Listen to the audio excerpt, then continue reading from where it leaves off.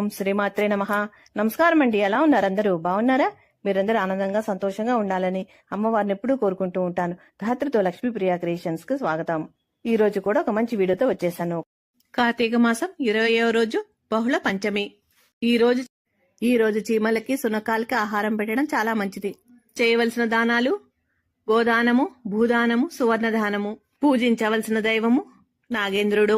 జపించవలసిన మంత్రము ఓం సర్పాయ మహాసర్పాయ దివ్య సర్పాయ పాతుమాం. కలుగు ఫలితాలు: గర్భదోష పరిహారము, సంతాన సిద్ధి. కార్తీక పురాణంలో 20వ అధ్యాయము 20వ రోజు పారాయణము. అత్రి అగస్య సంవాదము, పురంజయోపాఖ్యానము. చాతుర్మాస్యపు వ్రత ప్రభావము విన్న పిమ్మట జనక మహారాజుష్ఠునితో ఇట్లు అడిగెను: మునీంద్ర, సర్వ పాపాలని నశింపజేయు నదియు సౌభాగ్యప్రదాయము అయిన కార్తీక మహాత్మ్యము ఇంకను వినవలేనని కోరుచున్నాను, కావున చెప్పుము అని ప్రార్థింపగా వశిష్ఠముని ఇట్లు పలికెను: ఓ రాజా, కార్తీక మహాత్మ్యమును గురించి అగస్త్య మహామునికిని అత్రి మహామునికిని జరిగిన సంవాదము ఉన్నది. అది చాలా ఆశ్చర్యకరముగానున్నది. దానిని ఆలకించుము అని ఆ కథా విధానము ఇట్లు వివరించెను. పూర్వము ఒకప్పుడు అగస్త్య మహర్షి అత్రి మహర్షిని చూచి, అత్రి మహాముని, నీవు విష్ణు అంశంతో పుట్టినవాడవు కావున కార్తీక మాహత్యము గురించి నీకు సమగ్రంగా తెలియను, కావున దానిని నాకు వివరింపుము అని కోరెను. అంతటా అత్రి మహాముని, కుంభసంభవ, నీవు అడిగిన ప్రశ్న వాసుదేవునికి ప్రీతికరమైనది, ఉత్తమమైనది. కార్తీక మాసానికి సమానమైన మాసము, వేదములలో సమానమైన శాస్త్రము, ఆరోగ్య సంపదకు సమానమైన సంపద లేదు. అలాగే శ్రీమన్నారాయణుని కంటే వేరే దైవము లేదు. ఏ మానవుడైతే కార్తీక మాసంలో నదీ స్నానము చేసి శివకేశవుల ఆలయంలో దీపారాధన చేసినా లేక దీపదానము చేసినా కలుగు ఫలితము అపారము.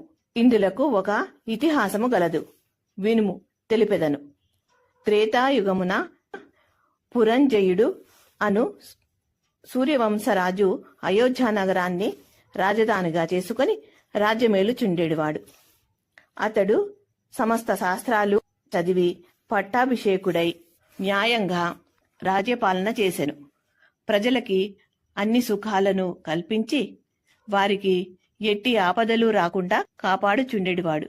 అలా ఉండగా కొంతకాలానికి ఆ పురంజయుడు అమిత ధనాస చేత, రాజాధికార గర్వం చేత జ్ఞానహీనుడై, దుష్టబుద్ధి కలవాడై, దయాదాక్షిణ్యాలు లేక వేద బ్రాహ్మణ మాన్యాలని లాగుకొని పరమ లోభి అయి చోరులని చేరదీసి వారిచే దొంగతనాలు, దోపిడీలు చేయించుచు దొంగలు కొల్లగొట్టుకొని వచ్చిన ధనములో సగము వాటా తీసుకొనుచు ప్రజలని భయభ్రాంతులని చేయుచుండేవాడు.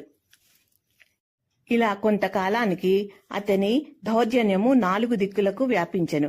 ఆ వార్త కాంబోజ, టెంకన, కొంకణ, కళింగాది రాజుల చెవున పడెను. వారు తమలో తాము ఆలోచించుకొని కాంబోజరాజుని నాయకునిగా చేసుకొని రథ, గజ, తురగ, పదాది సైన్య బలాలతో రహస్య మార్గాన వచ్చి అయోధ్య నగరాన్ని ముట్టడించిరి.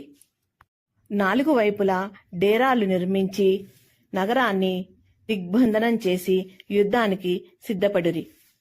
అయోధ్య నగరాన్ని ముట్టడించిన సంగతి చారుల వలన తెలుసుకొని పురంజయుడు తాను కూడా సర్వసన్నద్ధుడయ్యను.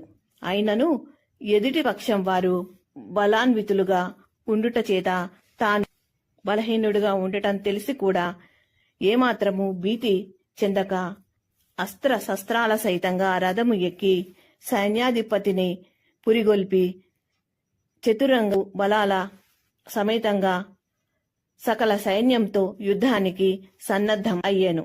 కుందిమి మ్రోగించుచు, సింహనాదము గావించుచు, మేఘములు గర్జించినట్లుగా హూంకరించుచు శత్రు సైన్యంపై పడెను. ఇట్లు స్కాంద పురాణాంతర్గత వాసిష్ఠ ప్రోక్త కార్తీక మాహత్య మందలి 20వ అధ్యాయము 20వ రోజు పారాయణము సమాప్తము. 21వ అధ్యాయములో కలుసుకుందాం.